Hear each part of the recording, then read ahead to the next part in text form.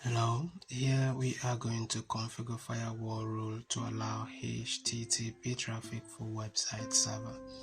Now the first thing we want to do is to go into Arcade, Google Cloud, and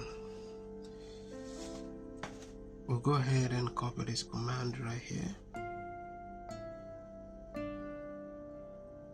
So let's go over here. Here we want to run this command in here. So we're going to paste this in and start running this.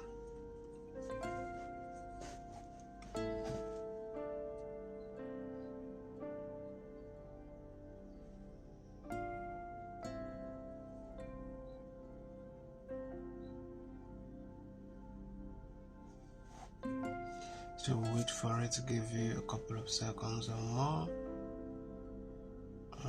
for this to run completely, and it is done. So we'll go ahead and check how we do. The assessment is complete.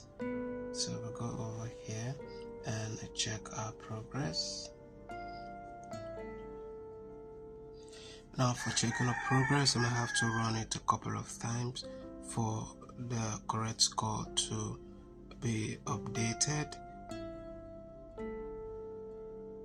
Sometimes it can be due to network or the server.